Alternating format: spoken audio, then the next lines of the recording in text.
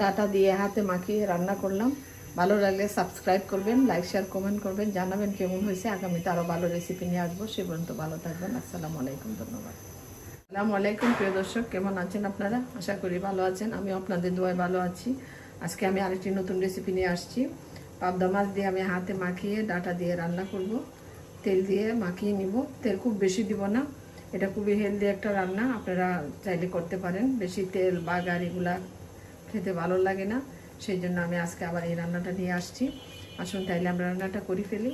সে পর্যন্ত আমার সাথেই থাকবেন। আর দর্শক, আমি মাছগুলি কেটে ফেলবো। এত বড় মাছ খেতে পারবো না, আর মাছগুলি কাটলে ভালোভাবে মশলা ঢুকে আর মাখা মাখা হয়, সেই জন্য আমি কেটে নিব। আসুন তাইলে আমি কেটে ফেলি মাছগুলি, তারপর রান্নাটা বসাই দিব। দেখেন আমি মাছগুলো কেটে নিছি।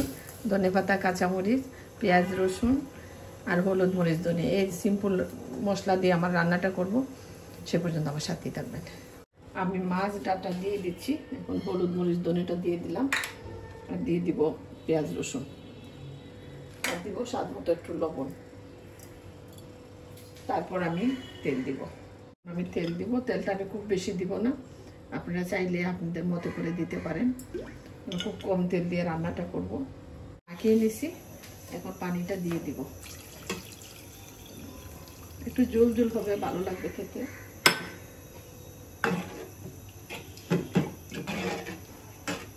একটু ঝাল দিছি আমি, তবে মরিচটা এত ঝাল না, কালারটা খুব সুন্দর। এখন আমি ঢাকা দিয়ে দিব। সেটা আমার সাথে রান্নার অবস্থাটা কি। আমি এখন ধনেপাতা, কাঁচামরিচটা দিয়ে দিচ্ছি, একটু নাড়াচাড়া করে দিব। রান্নাটা খেতে এত ভালো লাগে, আপনারা একদিন রান্না করে দেখেন।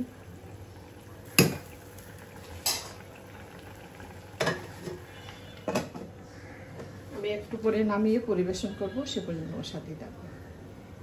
ডাটা দিয়ে হাতে মাখিয়ে রান্না করলাম। ভালো লাগলে সাবস্ক্রাইব করবেন, লাইক শেয়ার কমেন্ট করবেন, জানাবেন কেমন হয়েছে। আগামীতে আরও ভালো রেসিপি নিয়ে আসবো। সে পর্যন্ত ভালো থাকবেন। আসসালামু আলাইকুম, ধন্যবাদ।